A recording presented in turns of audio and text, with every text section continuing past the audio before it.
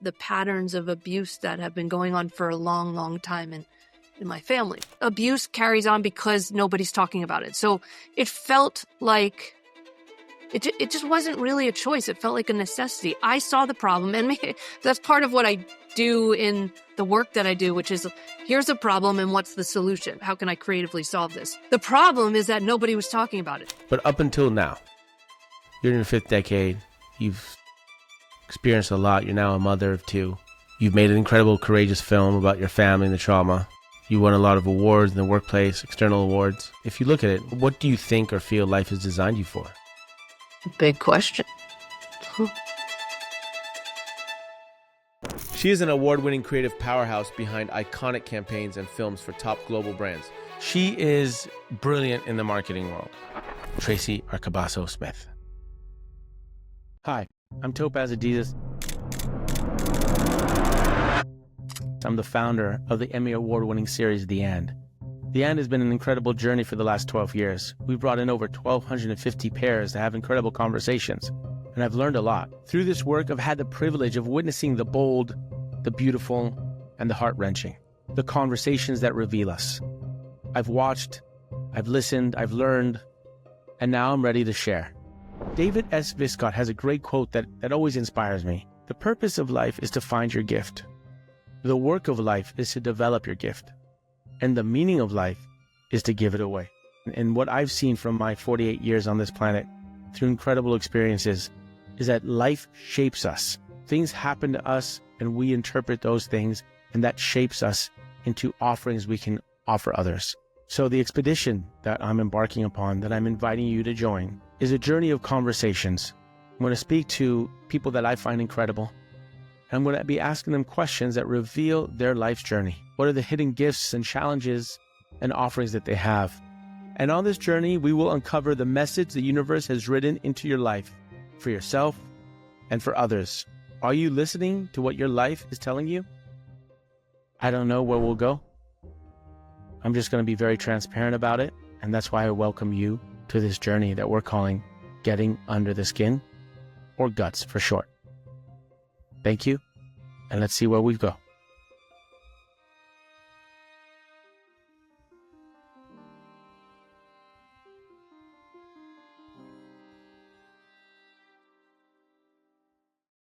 Hey, beautiful people. Welcome back to another episode of Getting Under the Skin. This is episode 5 right here. Today, we have a very special guest, good, wonderful, very close sister of mine named Tracey Arcabasso Smith. Along the way, Tracey has led innovative, creative, and design solutions and artistically driven work for clients like American Express, Verizon, Netflix, U.S. Army, MasterCard, Etsy, Nikon, Starbucks, Levi's, Nestle, and many more. The list goes on. And why am I bringing her on? 2 reasons. Let's start first with the kind of external reason, the book cover. She is brilliant in the marketing world. She has worked with the biggest brands. She has won every kind of award you can imagine, from the Webbies to the Addies to Cannes Lions. She's worked on commercials and films and books and even interactive experiences. She even did one with Taylor Swift and won a Webby, Emmy, something. When she's a good friend, I don't really pay attention to the things she does at work. I pay attention to who she is and the life journey that she's on, right? But in the professional world, she's a badass. But that's not why I brought her on here, per se. I brought her on because she's an incredible soul. She's an incredible human who has seen a lot, has been through a lot. You know, we've collaborated in many ways. She designed the logo for the Skin Deep, for instance. She's always been super helpful. And I filmed for her documentary that she's been working on for 10 years called Relative, which is really a exploration of her own experience with sexual abuse in her own family and that of her family, and kind of the generational abuse that happens. It's a really incredible personal story, courageous film that she made. And I was honored to be able to film it. You know, I'm honored to be able to have friends who can step in and we can have a different kind of conversation. We talk about her film. We talk about her work. We talk about children. We talk about near-death experiences. We talk about supporting people through death. And she has the power to somehow be present and help them in that transition. And that's a very special person. One thing to note, if you are around children, then maybe this is not the best episode to share for them to hear, because there are, you know, some themes that are maybe not age appropriate for young people. as you can imagine with her film Relative, which is about sexual abuse and sexual trauma. So without further ado, I welcome you this really expansive, beautiful, deep conversation with Tracey Arcabasso Smith. Wow. Started raining here right now. Well, rain is a blessing. Yeah. Are you hearing the rain or no? I am. It's intense. All right, T. So here's the intention of, look at that sparkle and the light. Look at that. It's perfect. It's good. It's amazing. So let me start with this question. Can you give me a list of the names or titles that you've been called in your life? Names and titles, like personal or work or both? Everything. Like, what are the names that you're being called in your life? Well, okay. So at birth, coming from an Italian family, there's this unspoken rule that you're supposed to name your children after a saint. So I was named Teresa after Saint Teresa the Little Flower, but they called me Tracey. So that right away there was a little bit of an interesting layer there. And they never registered me as Teresa in school. So I went to take my SATs and the school was like, wait, who's Tracey? What's Teresa? So it's been complicated from birth. A nickname that many friends call me, well, I think Trey is the most common nickname. Trey, Tracey. And Smitty, actually, Smith, Smitty, Trey, T is the one. And then in terms of titles are funny, actually. I think they're I don't know. Sometimes I feel like you can't really put a title on things, but throughout my career in general, I've been called an art director or a designer or a creative director, executive creative director. Now I'm head of design, and I change my title all the time, actually, because, it's so fluid and business is changing. So I don't like to be defined as one thing. And then even the word design has different meanings to different people. So I introduce myself now as head of design, with, a focus on brand, product, and content. So I sort of sit across and have multidiscipline teams. But yeah, I think titles get a bit complicated. So I try not to sort of just say I am this and leave it at that. I try to give more context because, like I said, I think people find everybody has a different meaning of different words, even in different industries. So I like more color than just a title. Do you ever give yourself a name of what you are in terms of what you're offering in the world? Like, do you have artist, filmmaker, mom? Yeah. I heard Tim Ferriss on the thing, and he's like, I call myself the chief assumption officer, chief assumption tester or something. Like, he tests assumptions. Like, I call myself like a story breaker. Now it's changing. But do you have something that when you think of yourself, that you kind of... There's not like a go-to answer, but what I often say is at the core of it, story is the constant. Because for me, whether I'm working with product design, experience design, a film, or even just an ad campaign, it always comes down to the story that we're using to communicate whatever we're communicating. So storyteller maybe is what I could land on if I did land on anything. Artist, I always feel weird saying artist because, what is an artist?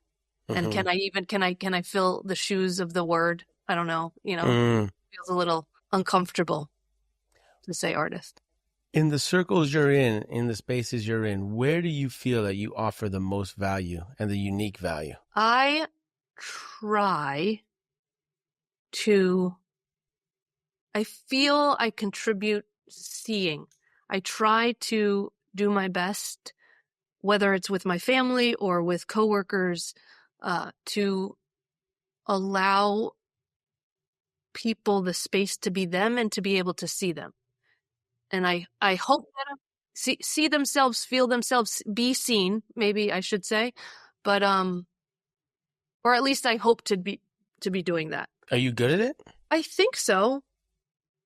I think we're sort of sometimes living in a way that isn't conscious of the full moment. So I try to bring that presence, and I think I feel it back from people. I think there's some appreciation of this unspoken awareness of the value of the moment that we're in. I try to do that, at least. You feel that your unique contribution is allowing people to see themselves and be themselves in a way that, by utilizing the fact that we're in this moment and we're being in this moment and we should be present? I hope to, and I think that I do that. I try to bring an energy of acceptance, so people feel comfortable being who they are. And that's, I'm sure I'm not great at it. I try my best. I don't know how successful I am, because I think it's harder to do with family and my children, because I think I have these expectations and I don't want to have them, but it's real. So I tried to not put that on them, and but yeah, that's what I'm striving to do, at least.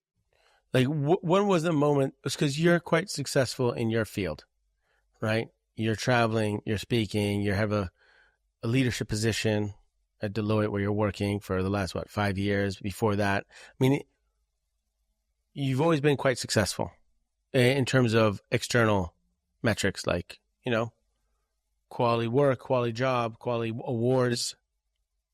What do you think is been your key to your success in relation to that, into all the awards and all the opportunities? And well, I think there's a couple keys. Yeah. I think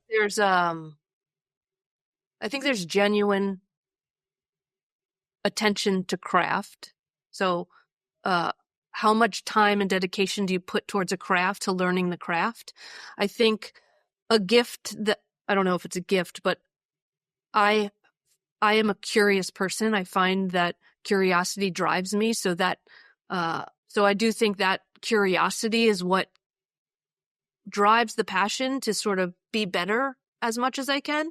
But then I do think part of success for me is being as truthful as I can be to myself. And I do believe that if you're true to yourself and what you love doing, and if you're in an alignment with that truth, then the doors sort of open and the barriers come down a bit, the challenges. So let me ask you about that, because that's a thing that I'm really curious about, because I know you to be a very sensitive, like, not emotionally sensitive, but more like sensitive to other people's feelings and energies, I should say. And I know that you and your partner, and you have a very well steeped practice of ritual or, spiritual connection to earth and to each other and to time. You have the women's group that you have like twice a year, or what, and like, I know you to be someone who's very connected to being present and sensing the energies, and right. How do you balance that? And how do you balance that with your work, where you spend a lot of time? Because maybe sometimes you have, I imagine, not all your clients are like things that may align with your spiritual, sensitivities. How do you balance that, right? Because it's about people. I mean, if I'm understanding your question, which has been a challenge of mine, which is like, if it's all about sort of my connection to nature and consciousness, and how do I live that life, and spirituality and practice and that work, how do I live that life and also run into the city and be surrounded by concrete and sell X for X client, right? Yeah. But it comes up a lot, but it comes back to the people and what I find that the value that I offer the people and in whatever we're working on and whatever we're doing. I believe that we need conscious leaders in business to keep the world kind of moving in a positive direction. So, if I just check out and go bring my family upstate and live off the grid a bit, I don't feel like I'll be doing that. But it's a genuine challenge of mine because I do feel depleted by some of the struggle and the frenetic sort of nature of the city and business and what it takes to be successful.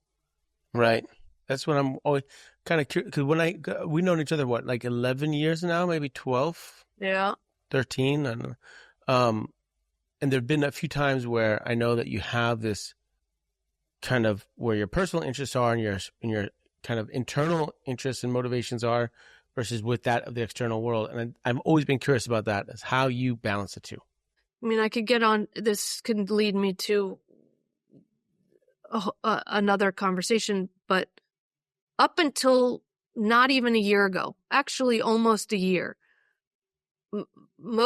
for the last 10 years, I've been working on a film that was everything. So I was sort of the money I was making was funding that. That was where the energy was going. So in the last few months, this is what I'm looking at is like, can I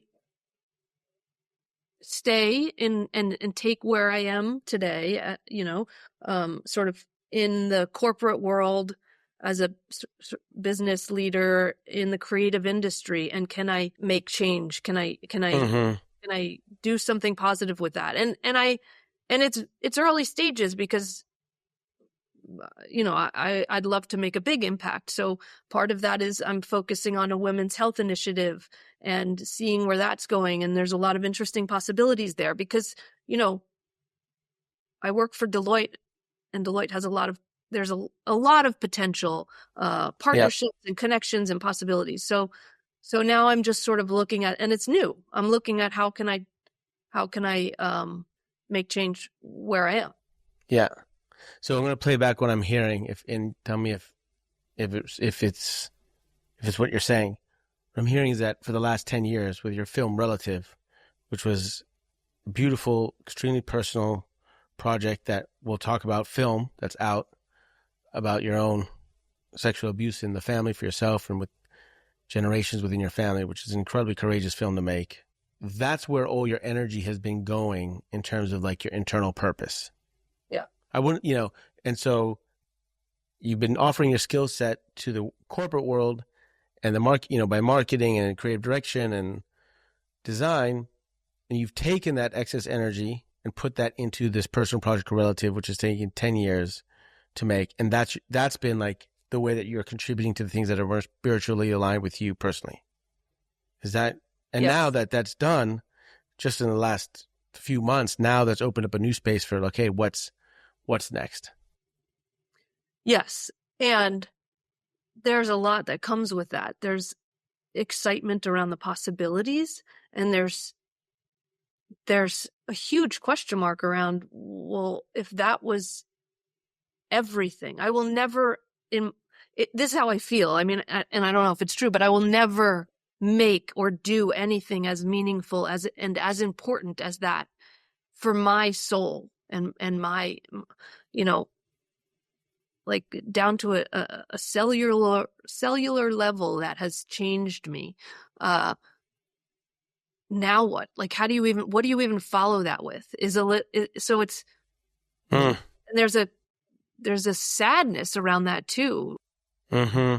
Like, I don't know if I'll ever do something as important. So it's a strange space to be in. Can you tell me why film was so important to you to make? It was about facing the truest truth of trauma in my family line. And, I grew up with this beautiful, huge Italian-American family with so much joy and love for many, many years. And uncovering and as I grew and started to not only have my own experiences of sexual abuse with cousins, but also see what was happening with my mother and my grandmother, see and or learn from them, and then address it and sit with it and then shift it and see the way that my family was transforming from the conversations, from the film process itself. That was, like I said, I think we've changed this sort of the history and the line and the patterns of abuse that have been going on for a long, long time in my family. So that work was extremely important, which leaves me with, it's an interesting space to be in after all of that.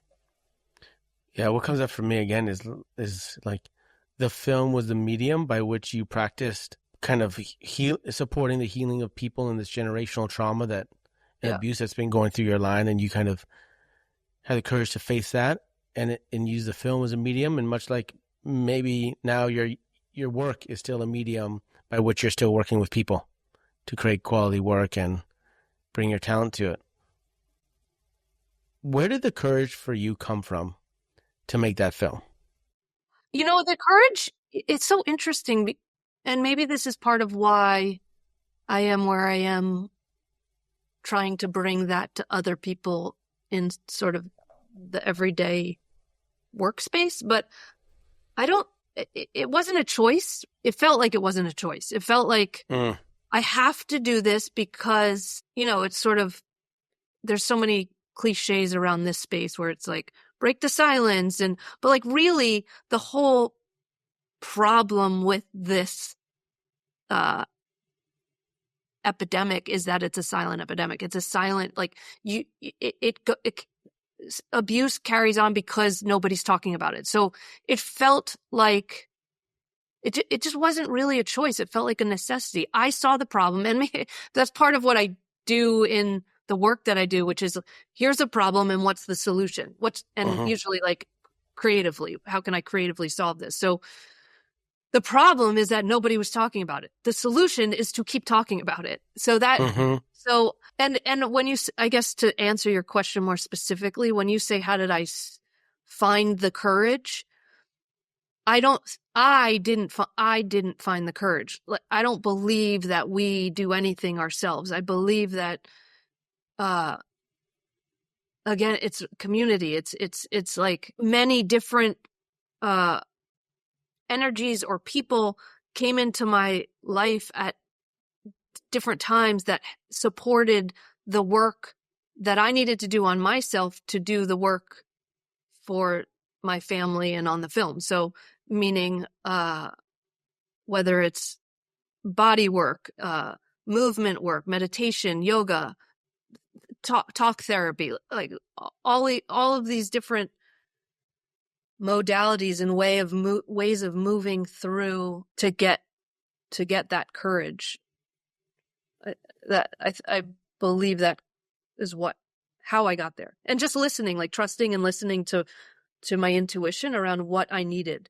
Do I need to think through this? Do I need to talk through this? Do I need to move through this? Do I need to sit with this? Mm-hmm. What was there a moment you remember where you really felt like you had to step forward and you were scared shitless too? Oh, many, many, many moments. The amount of times I would find myself crawling into the bathtub to sob and feel like I would never move past this moment. I can't even count. I could picture so many, and for me, water is healing. So that's kind of what actually shifts me out of, it helps me access, but also helps me move the barriers, the resistance. But specifically about this film, again, it's about talking. So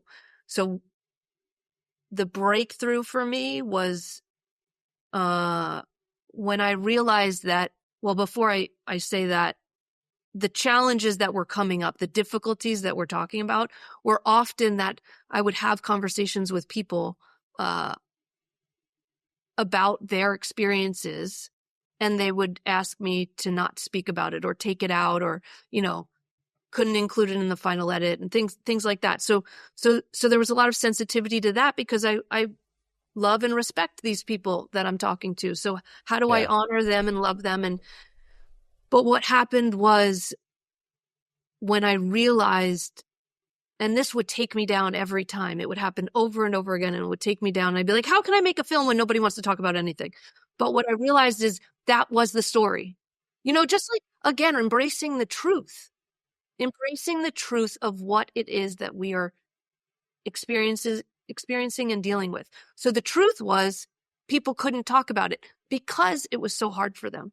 So then when I realized, well, that's the story. That's what goes into the film.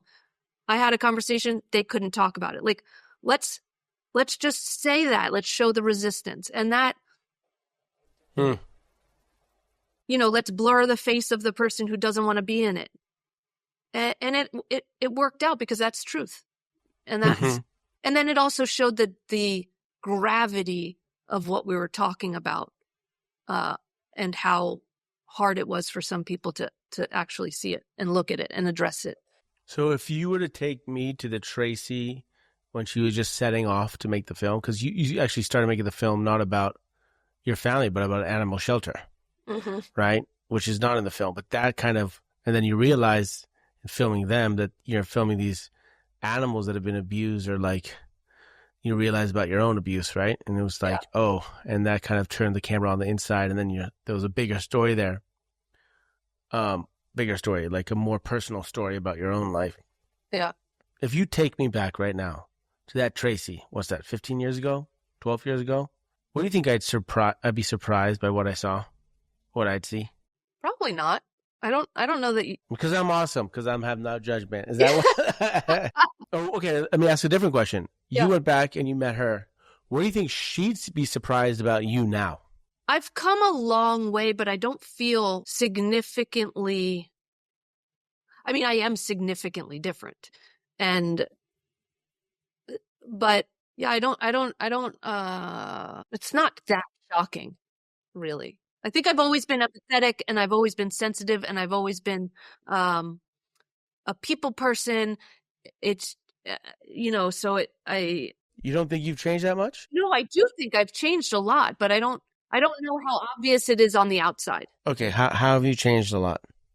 Because not a lot of people get that kind of process, which is not only going to therapy and talking about it, but actually making a piece of work which externalizes it, putting up on a screen, and then sharing it with audiences on the world and streaming, right? It's you've taken your own process. Like, that is quite intense, and that's quite unique. I mean, not everyone has the ability, time, or skill set to make a film, which is basically about their own confrontation of their own generational trauma, right? That's a very courageous act and skillful act. And so how has that changed you?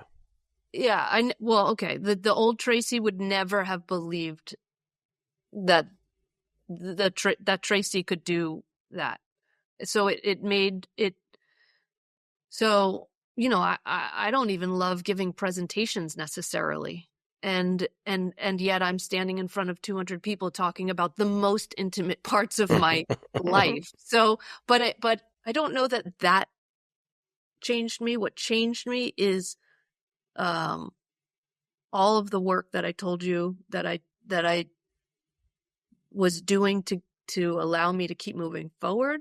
That's what's changed me. And that made me I'm a more conscious person. I'm, to simplify it, I'm more connected to nature and spirit and bigger things beyond. Let's double click on that for a sec. You're more connected to spirit, nature, consciousness. Like, what does that actually mean? Like, what is that? How does that feel different than when you're less connected? Like, what does that mean? Okay. I'll give you an example. I was working with an acupuncturist, a couple different ones, but one particular one because actually in about, was it 2015, I was at a intense ad agency working many hours, and I started to have like, symptoms of way too much stress, and my nails were sort of coming off. I had this, I was having a lot of different symptoms, and I actually quit my full-time job. But during that time, I was working with an acupuncturist. I'm just trying to find the energy to keep going. And I was in the middle of making the film, but also dealing with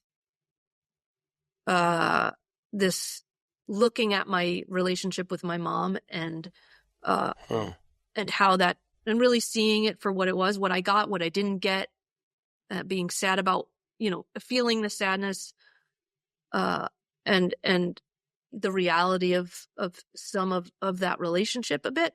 And one thing she said to me was, well, I even forgot the way she worded it, but essentially, mother, like your mother is not, mother is actually mother Earth, and the changing the idea of what the word mother was, and taking it out of like, this one person did the best they could as my mother, my literal mother, but like, we are all held by Mother Earth, and being more connected to nature through many different, different ways of that, through meditation, through working with the Native American church, or, different modalities to get me more connected to the sort of universal truth of that, shifted my ability to actually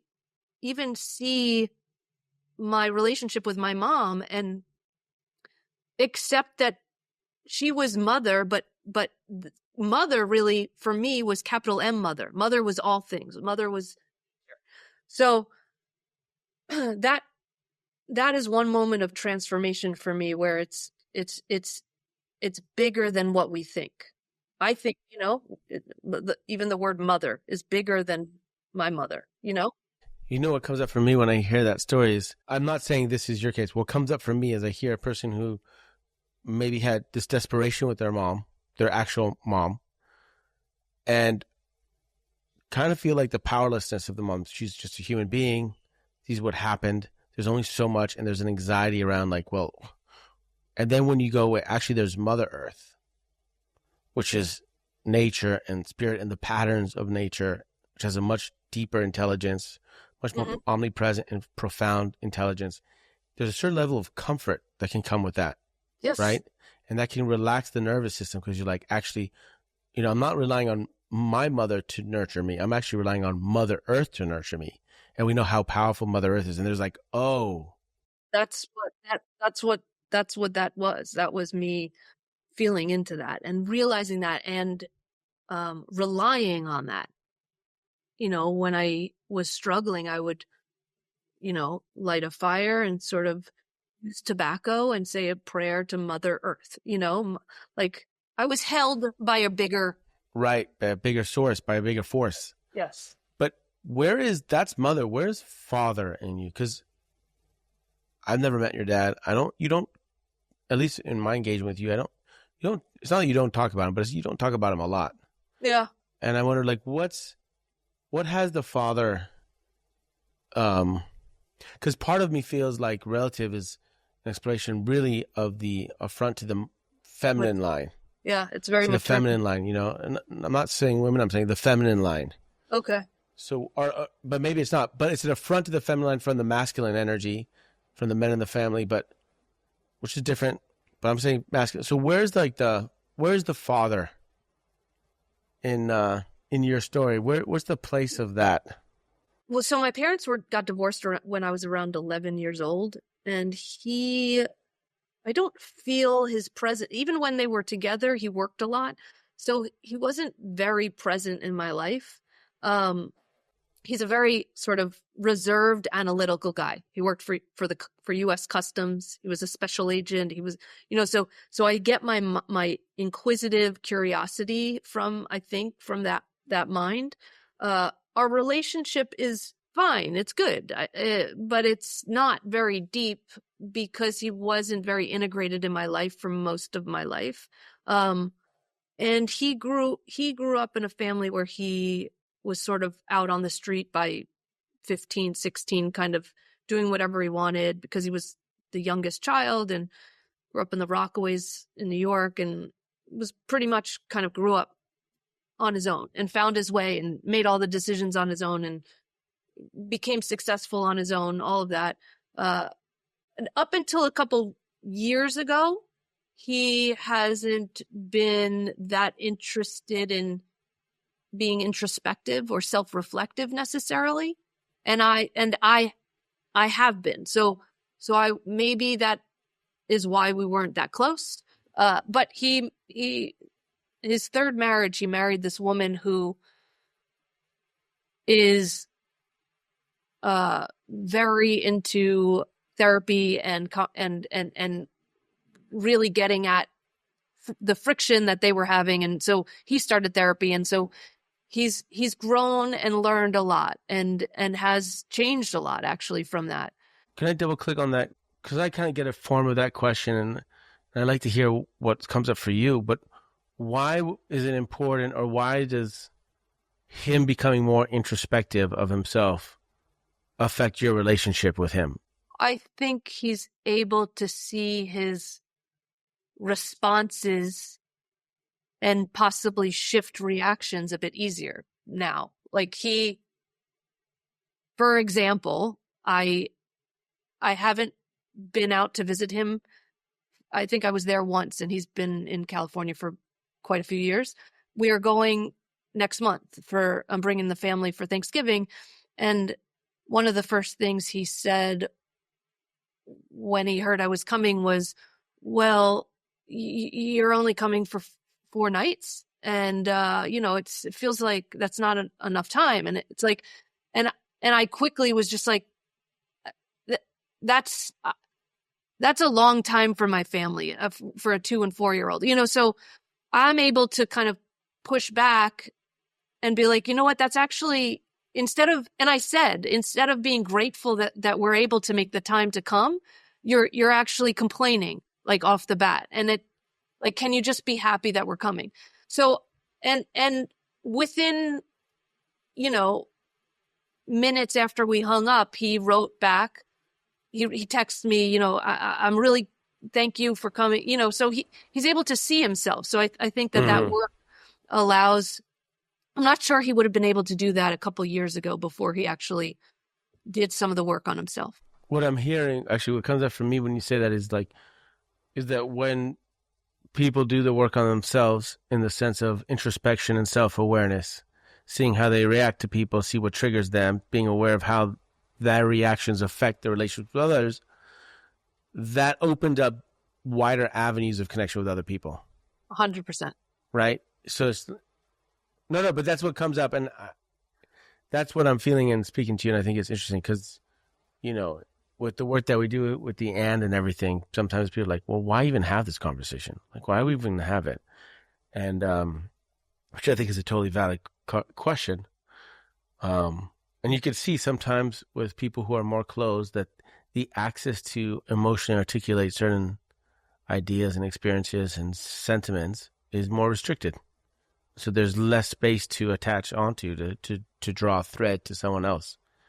And less ability to have deeper connections, like real, authentic, deep connections. Mm-hmm.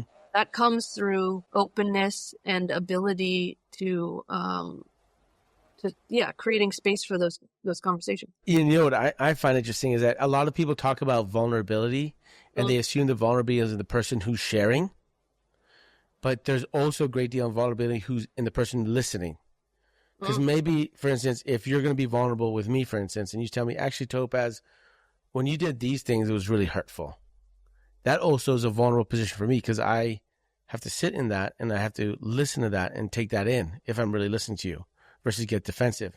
So there's actually there's a vulnerability on both sides when you both go into vulnerability. And we don't often talk about the vulnerability of the listener. Yeah, that's interesting. Right? So where do you think the gift that you have of being kind of creating the space for people to be who they are and accepting them. Where do you think that comes from? I don't think I ever realized that I could do that. I think I just... Until this conversation? No. Well, I've never spoken it out loud, I don't think, actually. But I am realizing it more and more as I go, that's what's happening. Well, because in the last year, I've been reevaluating my value and trying to see, it's questioning everything and what I'm doing, where I am, what's the point. So yeah, this is a sort of recent realization. Because one of your mottos that you have is find your gift and give it away, which is very much kind of the thing about this podcast. There's a guy named David S. Viscott who's a psychoanalyst and author, and he said, what did he say? He said, the purpose of life is to find your gift. The work of life is to develop your gift. And the meaning of life is to give it away. Which is very similar. You said, like, find your gift and give it away. I think it's beautiful. So what is your gift and how are you giving it away? Let me change it so it's not like your gift and you give you freedom not to be arrogant, because I know you're not and you're very humble. So let me invite you to be arrogant by saying, what do you feel humbly is your gift that you're offering others? I think my gift is I try to be authentic. If I can. And I think that authenticity and transparency and openness, maybe open is a better word, but that while I'm doing that, I'm also giving that, because I'm giving that to the space that I'm in with whoever I'm with. So I think that and what I think it's doing, and what I saw it do in the film, is it's allowing people the permission to be themselves and to be authentic and open and not fear that, not hide that, you know. So, like, looking back, is there a moment where you did that the first time? Or you can remember doing that for a time where it affected you? No. No? Not till, okay, interesting. I think it's just evolved. I'm learning. What keeps you up at night these days? Well, the world, and my children, and the world they're walking into, that they're growing up into, and how do we create a more conscious, peaceful place for them to reside in? What did you learn by being a parent that you never expected to understand, or that you're surprised to understand by becoming a parent? Well, what comes to mind when you say that is what weighs on me, which is this responsibility.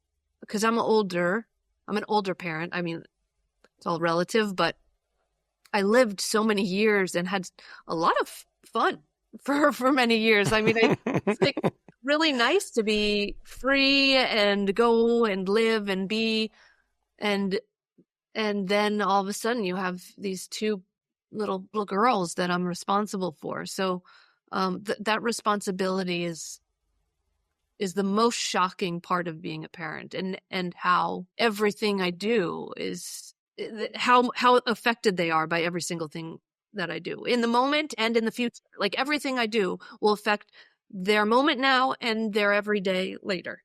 And it feels like a big, responsibility. So that's hard. And I'm doing the best I can, but it's a challenge. It's a bigger challenge than I thought. What do you connect most with your oldest? Her sensitivity. Same with your youngest? Oh, she's just a ball of joy all the time. In fact, when she's outside and it's too cold, she wants to go inside. So she's a different energy, but she's, Rhea is my genes, and I'm driven by nature. And Nova is from Maggie's genes. So your partner. My partner, yeah. So they're just generally smiling all the time. Yeah. But I love the fact that you have a similar donor, the same donor. Yeah. But different eggs, both you and your partner Maggie. And I think that's a beautiful, so that the sisters are genetically sisters also. Mm-hmm. And yet each of you is in one of them. And there's that wonderful family nuclear, which, I think that's a beautiful, beautiful blessing. And I remember when you guys were, like a lot of families, it's hard to have, it's harder than people talk about, to have children. And it's a total mental mindfuck, emotional mindfuck roller coaster. Especially right now. Well, I guess. Why especially now? Tell me. Well, it's less political and more, I mean, I think it's so much bigger than the elections. It's like what we're moving towards as a conscious collective, and what I always think about as a professional, what is the definition of success? But what is the definition of success for these kids? What does it mean to be successful? And it's like there's so much around kind of popularity and consumerism and just really things that are very disconnected from nature. But are you asking what's successful for them or successful for you in parenting them? No, for them. Like, what is it at the end of the day when they go to bed? What has made them happy, and what drives happiness for them? And is it how many friends they have on Instagram, or what brand shoe they're wearing? Yeah. No, I think about that, and what comes up for me in that question, because I think it's a good one. If you're going to do it by success, I'd say I'll know that that I've done a successful job raising my children if they have two skill sets, and they're big, and then there's sub ones underneath each one. But the two main ones are, one, that they're the skill to be profoundly fulfilled, because that includes emotional regulations. That means being wealthy, not rich, and wealthy could be in many things, but understanding happiness, but fulfillment. And the other one is the ability to be resilient. To be able to adjust, to be able to get off the ground, to learn from the mistakes, to learn from the failures, to learn from the challenges, to keep going in the effort of, and that alone can give you a sense of fulfillment. But I think those are the two things that come up for me, because I think about that a lot. I mean, I think about two big questions. How to raise my children for a future I have no idea what it's going to be like, because I don't think other parents, I mean, maybe old parents have felt this way, but at the rate that AI is learning and the technology is changing and social media, and I don't think parents have dealt with this rate of change before. And therefore the world is going to be vastly different than, for us 20 years ago versus now, and that's as adults, it has vastly changed. So, yeah. Right? And so you can only imagine, it's only getting faster. So we're preparing them for a world that is going to be absolutely something that we can imagine, but we really don't know what it's going to be like. So how do you prepare your kids for that? When you say fulfillment, I think of, what makes them smile, right? And so part of smiling, part of entertainment is storytelling. And when I think about, I didn't really watch much TV at all when I was growing up, but there's this sort of standard, Tom and Jerry. I mean, I'm quite old, but whatever we were watching, the sort of Saturday morning cartoon type programming, and even seeing the entertainment change so rapidly, and how it's like quick hits, and how that's even going to change. And especially as AI is building out entertainment and how to engage with people, it's going to be about like spikes and peaks and valleys, and so it's really scary to think about that development in an unconscious way, because that's going to affect how we consume and how we engage, and how our nervous systems, even our nervous systems. Unfortunately, not unfortunately, but my wife she only lets me watch rom-coms. My Netflix is getting real limited these days, but so I'll watch Ozark or whatever when she's not around. But it's, but it's interesting because since she came into my life, however many years ago, I've seen such a difference in my mind when I do watch something that is a horror or because I'm not my system isn't used to that, and it really affects me now. Well, give me an example. Give me an example, just so I can really. Okay, well, I didn't watch it, but I was reading it. I don't even know. I probably hit it. Oh, there it is. The Long Island Compromise. Do you know that book? No. So, okay, as an art director, Yeah. I'm like, oh, I love this cover, right? Yeah, sure. And my friend Rachel Fleet, you know Rachel, Yeah. she had recommended this. I'm from Long Island, so but anyway, I just started to read this on the plane the other day, and it's like it's about a guy who is kidnapped by a terrorist organization. I barely got into it, and it's about family trauma, and it just felt the content was darker than my system wanted. So and yeah, I really can see how this kind of information affects my nervous system. So on the plane home, I read, I'm almost done with it. I'm reading All Fours, which I'm sure you've heard of. It's like, a woman in her mid 40s is sort of like maybe leaving her family, but it's light and kind of funny and sort of sad, but also real. But it's definitely not about like kidnapping and dark family trauma. Right. Yeah. I mean, it is, but in a different way. But it's just, my point is that our bodies are affected by things and we don't even realize.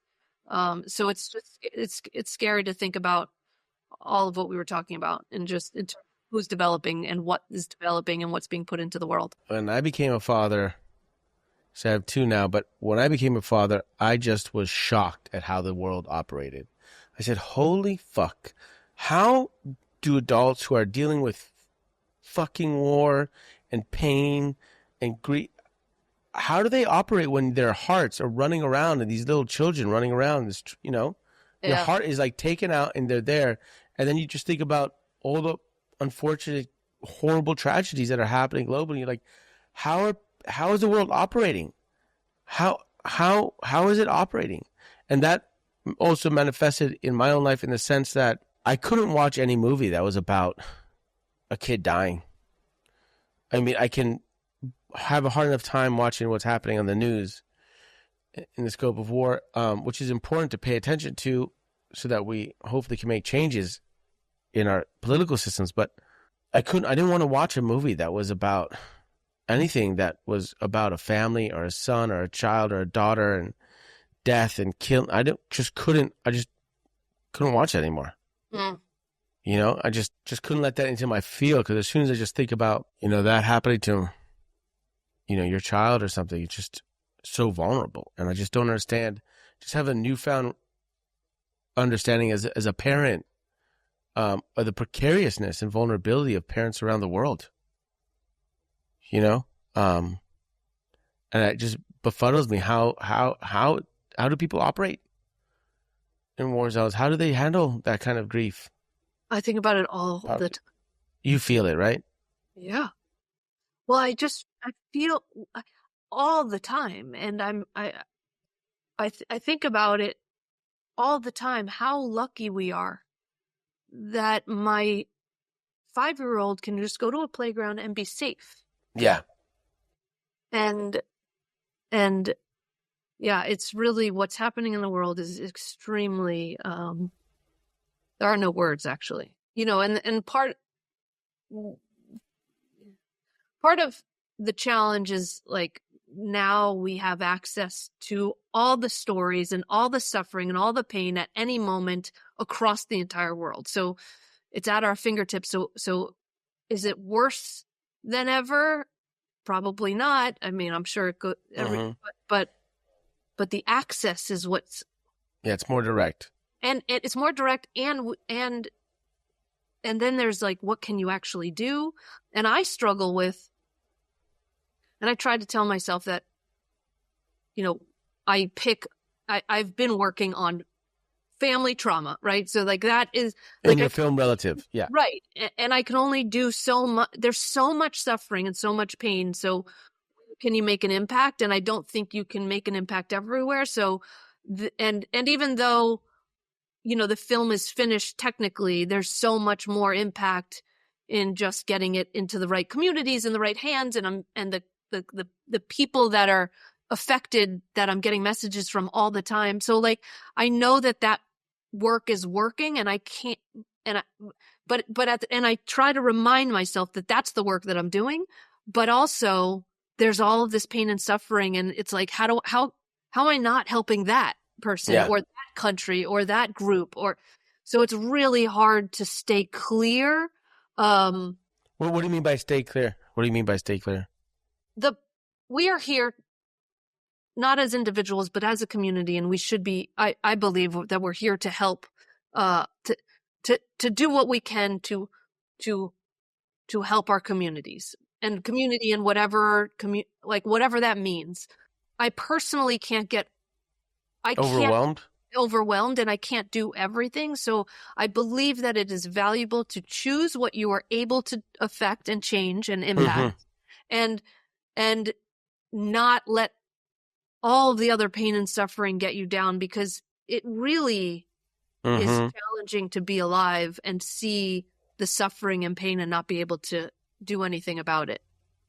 So when I say clear, I think it's important.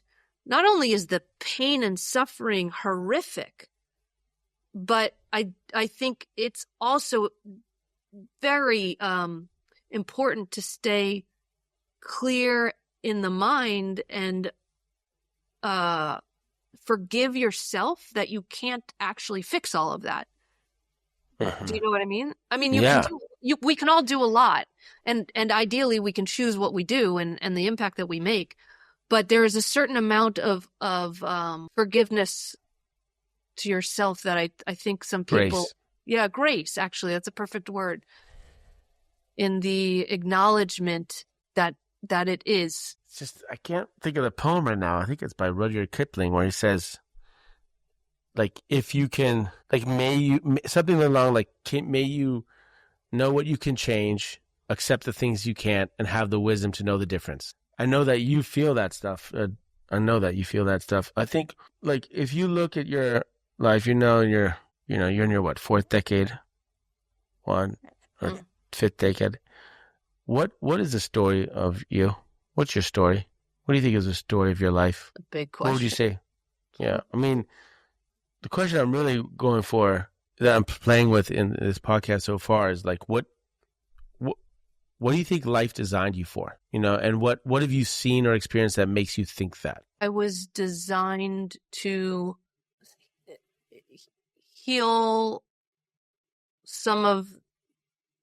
work through, process, and overcome. The word heal is, I don't know that we're ever healed. So like work, process, reflect on some of the difficulties in life, and learn how to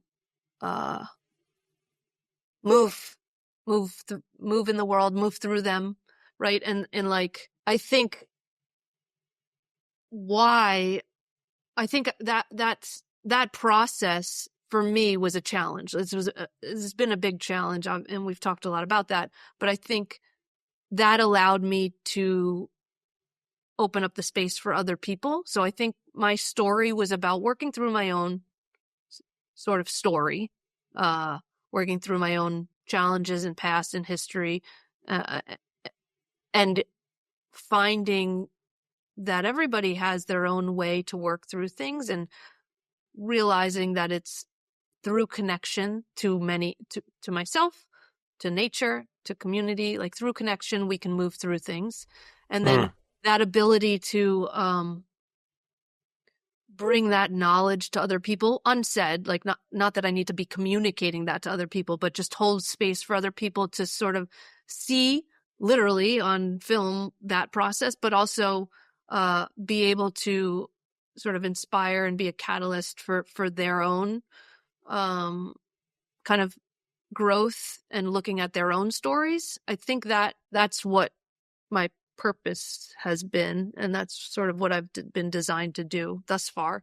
Is that also where you get your most joy from, or not? Like, do you get your joy? Because that's kind of hard, And I wonder, like, do you get your greatest sense of fulfillment from that, or is that just what you're designed for and you get value from it, but actually you get fulfillment and maybe joy from other places? Yeah, it doesn't necessarily bring me joy.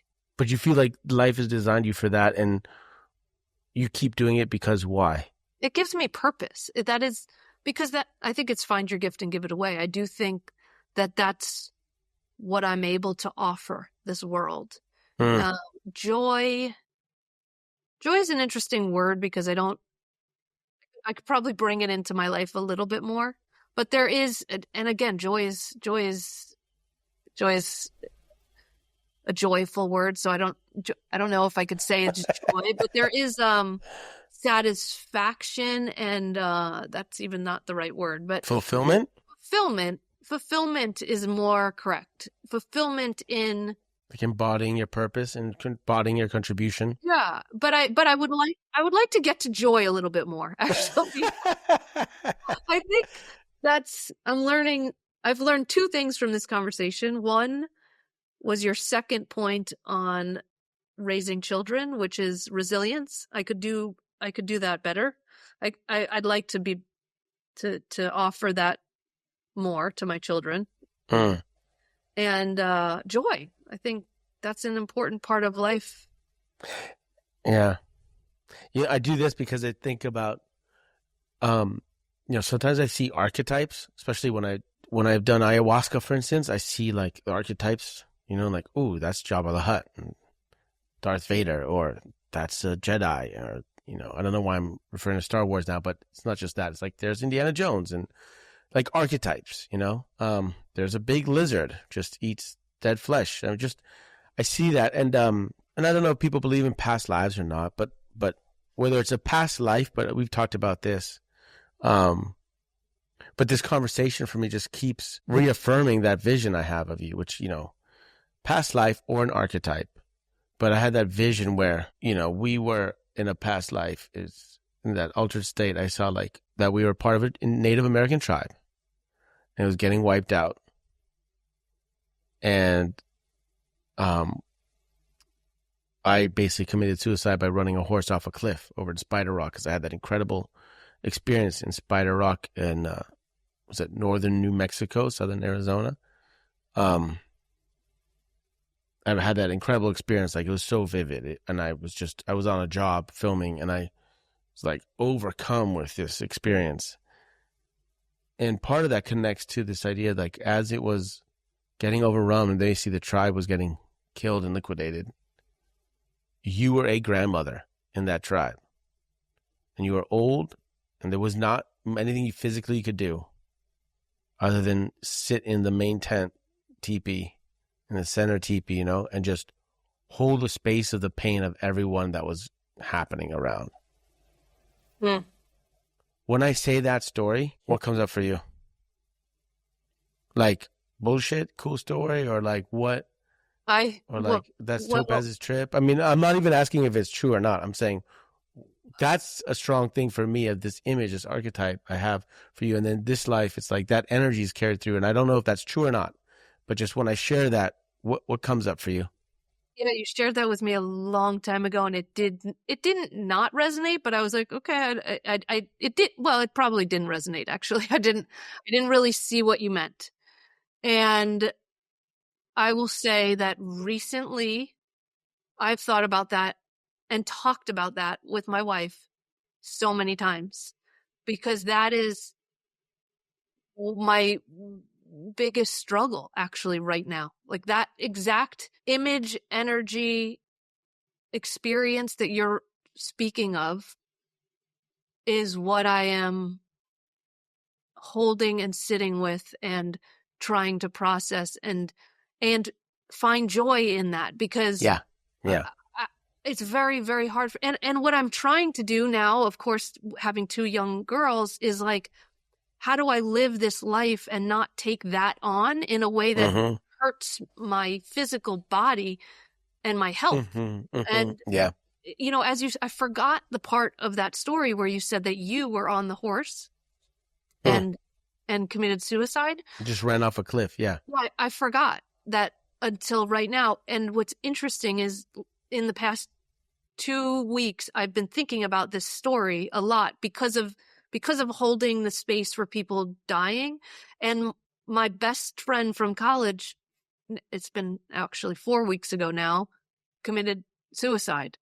And so holding space, and also in the past year and a half, I've now had, this is my fourth actual best friend, like, and I don't have many close friends. Yeah, my fourth death that close to me, that intimately close to me. And how do I hold that truth, but also not let it take me down? And actually part of where I've come is there is as hard as death is, there is a truth that I'm finding in all of these sort of death moments, experiences with these good friends of mine, that is around the fact that they are free and they are happy and their energy is in the universe. They being the ones who passed. Yes, and that they're free. We're here in this. Yeah. Like, I think they win almost, you know? It's right. Like they win. We're sort of still in this human form suffering. Yeah. So that brings me a lot of peace. Thanks for bringing that up. I wasn't sure if we would talk about that, but, you know, you've had a very intense last year, and you've had a close friend pass away, and you were with him in hospice, his family, and he said it was beautiful. You had your other close friend and mentor who basically died suddenly, that you were asked by the family to give eulogy, which is a huge privilege and honor. You know, You had the other episode where you saw an elderly woman get hit by a truck right in front of you and your family, and you ran out of the car, and thank God Maggie was there so she could take the kids and shield them from that, but you went right into that space, and you held that woman as she was dying, and her last breath, you were holding her. You were with her, and now you have a very close friend who committed suicide 4 weeks ago. That's all in the span of a year. And I've told you this before too, that there aren't a lot of people who go into that space and help the space of transition. You know, there's people who run away from it because it reminds them, I don't know why, but I assume maybe one reason is it reminds you of your own mortality. Another reason is that it's incredibly, I assume, like, vulnerable to step into the vulnerability of that epic moment, and it's just scary to hold that emotion. I don't know if I'm built like you are. I know another friend of mine I've told you about who's also, I call these people angels, that when someone is dying, they run to them, they like go to them and they hold them and help them in that transition, because it's a scary space to be in. And that kind of, for me, also aligns with this grandmother figure who, as death is around, she's still present. She holds a space for everyone. And, you know, I think, I don't know. I think it's a unique type of personality. It's a unique type of soul that like holds that. And I think it's interesting that joy is not like joy is the end all be all, but it's far away from that space holding. But there is a sense of, but on the other hand, you're like saying, but they win, they're going, and I'm helping them go, and they're transitioning. In that sense, you're happy for them, right? Or there's a sense of happiness. It might be different than joy, but I don't. Why do you think that you are in that position, that you go into the space of that transition and you help people transition? I do believe that we are born into this world to work through certain things. So maybe there's a teaching in it for me. I'm not sure. There must be. But I wonder if some of this is about some of the ability to do that. I wonder if that is, whether it's because I'm able to see and connect to the bigger sort of meaning and universal intelligence of it all. So the ability to do that allows me to kind of bridge both worlds a little bit. And maybe I'm able to bridge both worlds and understand the sort of bigger picture intelligence because of the experiences. I'm not sure. But I do think that I definitely leave human form during these moments. And some are sudden, to your point, some are sudden, and I have to process it myself and with other people around her. And some have been, like hospice was a 2-year transition of death. But, and that's the second good friend I had that I processed. Right. 2 years of sort of cancer and dying. And every human is so different in how they pass, which is also their own story. It's interesting. Like that must be. What do you mean? Tell me more. Well, I see the edge of their ability of learning what they are here to learn in human form in this lifetime. And say it again. Say that again. The moment of death is a reflection of the edge of their ability to learn what they are able to learn in this lifetime. And and it's, again, it's that sitting, like the image that you have of sitting. None of us can actually do anything for anyone else. We just have to sit and witness. But it's beautiful to witness those that are able to transition and learn and break through some of the challenges that they've had in life. And then it's also holding space for those who have challenges for many, many years and can't move through it and die from it, and it takes them down. But all of the deaths, like some of those, they're just in different.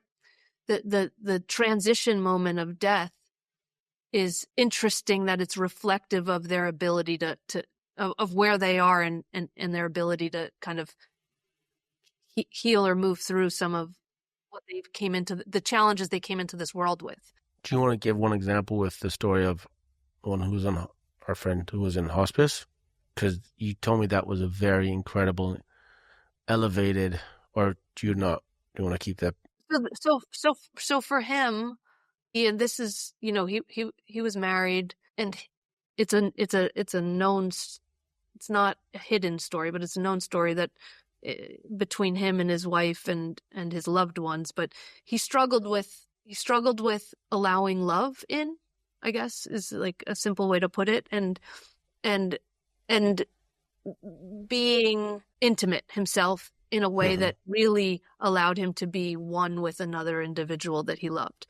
So, and he struggled with that in his marriage. And I think the sickness and cancer held him to the fire and in a way that he could have gone both ways. He could have stayed open. He could have stayed close to her in the ways that he wasn't able to fully open. But what I think he did beautifully was, and they had a 3-year-old at the time when he was dying, he was able to fully embrace the reality of death and leaving his son to just kind of grow up without him. But also he let himself be loved, which he never was able to do. It's not even just him loving someone else, but letting himself be loved. Yeah. And so he transformed his relationship with his father in the last few weeks, and transformed his relationship with his wife, but with love, with the ability to love and be loved. And he actually he was down to under 100 pounds, and in hospice, he was walking around with this reality of, I won. And he was embodying that reality in the most beautiful way. I mean, he literally held his hands up and he was like, I won at life. I won. And he was surrounded by his best friends. He won at life because what? Because he was loved. Because he accepted it in. He took it in. He was like, I lived a beautiful, fulfilled life. So he was able, despite having to leave a 3-year-old and having to leave all of these, relationships. Oh my gosh. And there's a picture of him holding up his cane at the time, because it was hard for him to walk. in this beautiful sun. Yeah. And he died with the most grace. I've never met anybody enlightened, and he became a truly enlightened being. And two of my other friends who one died suddenly and just this one with the suicide, I don't think they were, I believe that, well, they did. They both died from the two struggles. One was struggling with addiction and could never get a hold of it. And the other one died because he never healed his relationship with his mom, I think, and which led him to really challenging relationships with women, choosing the wrong women, and then putting himself in situations where he wasn't treated well, and he died from a rare disease called Guillain-Barré syndrome. I don't know how to pronounce it. But it's basically brought on by stress and in the depths of his partner trying to him in the hospital. His partner was actually asking him to move out and kicking him out of their apartment. So it's just he never really addressed the core issues that got into some of these relationships, and that's actually what ended up killing him. The stress of that attacked his immune system. Yeah, and then he had a couple strokes and a heart attack. As you know, I'm right now in my sphere of constellation. I have some very close friends that I've known for 25 years, who are either facing ALS or cancer. There's 4 of them. They're all our age. And I'm really questioning myself, how am I showing up for them? How am I showing up for them? And there is something about sending energy and thoughts and lighting a candle. But part of me is also, maybe because I'm a Taurus, I'm not really into this astrology or something, but maybe I'm using that as an excuse of a term of just like, maybe it's just also about fucking just showing up in the physical reality and not just putting words. Like, I know I'm being tough on myself, but that's where I'm at now, is wondering about that. And you do show up. But yes. And I think that's more for you. I mean, of course, right. That's for them. Sure. But that's for me. Maybe that's about my own sense of my self-identity of who am I in the face of these things. Right. And they may not care whether I show up or not, but I do. Why? Maybe I do because I'm scared about who's going to show up for me. Maybe I'm scared because I like to think of myself as that kind of character. I don't know, but that's the questions I'm asking myself. And I am wondering how I show up, And I think we all know that I'm an intense guy, an intense person. So I applied maybe a little bit too much intensity to these questions, but for some reason, I take them seriously. But why is this more serious than other moments in their life? Because, you don't want to just show up when they're in the hospital. You want to show up in the good moments too, which also applies to the friends who are not facing cancer or ALS, like face you and I right now, showing up for each other now and being present and really being present in the moment and making a memory, right? And exchange so that we try to make as many of those as possible. Yeah. You're hard on yourself sometimes, and I think you can forgive yourself. Yeah. Yeah, for sure. Which is interesting because this weekend I had an illumination that's like, or was it last weekend? But I was washing the car with my son, and I realized that in my effort to teach him resilience, I'm missing out on the chance to teach him joy. Yeah, that's nice. Right? I'm like, you got to be Cosmos, you got to this, or you have to handle this, or you have to, and I'm like, wait, so then that's why I'm like, yeah, resilience is important, fulfillment is important, but am I teaching him how to have joy? Maybe that's the fucking most important thing, because I don't think I'm teaching him that. So it's interesting. It's like that actually, when I thought that, it fucking broke my fucking heart. Jesus, fucking broke my fucking heart. It's like, am I teaching him joy? Maybe I wasn't taught joy, right? So how do I learn it? Maybe you weren't taught joy. How do you learn it? How do you bask in it? Well, I think both of us, and probably many people, carry a lot of responsibility. A sense of responsibility. Yeah, And that's even to your question of how do I show up for these people in their dying days. But it's like, I think we take on more responsibility than we actually need to, because You mean like emotional responsibility, you mean? yeah, for sure. For other people, Right. even our own children, which is like, they're here on their path, learning their thing. Yeah. We can help and guide and be as supportive as we can, but to be up at night deeply questioning what you can do to show up for other people, maybe that is like beyond the level of responsibility that is, I don't know, helpful for your energy. I don't know. Yeah, good question. Part of me feels like that's what it's about.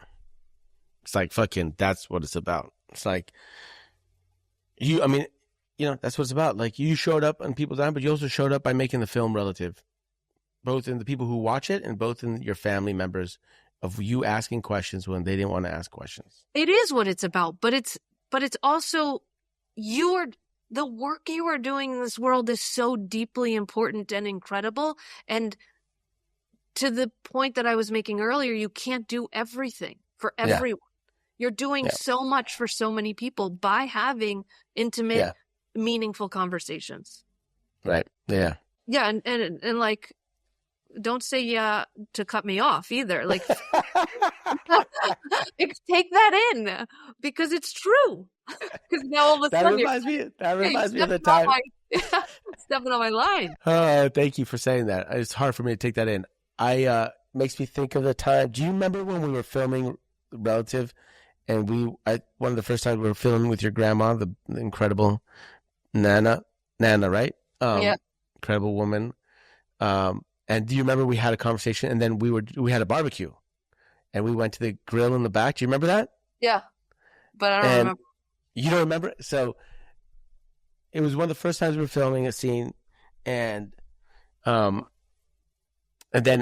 so we went over to grandma with your mom and shot a few scenes and conversations, and originally we're like, and then we had a barbecue, and you were making a barbecue, put shrimp on the Barbie. Oh yeah. And I was filming you.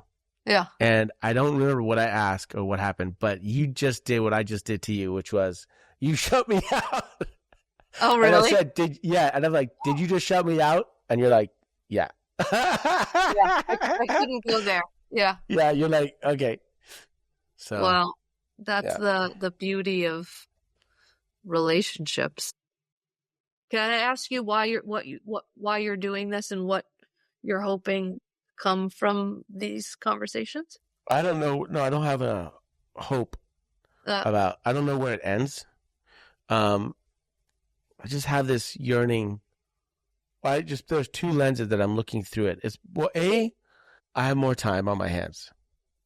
So I want to apply my time to something of service. Since I'm physically far away from everything, I figure talking to people this way is one use. I've always loved talking to people and like feeling their experiences.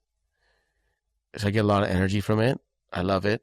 There's an intelligence to life somehow, and there's all these synchronicities and coincidences and things that happen, and then our alchemy with it in terms of how we relate and change and adjust and react to those things that life presents. And that alchemy between what life throws our way and how we react and respond to it and change to it, I think there's a beautiful lesson in it. It's like an incredible technology.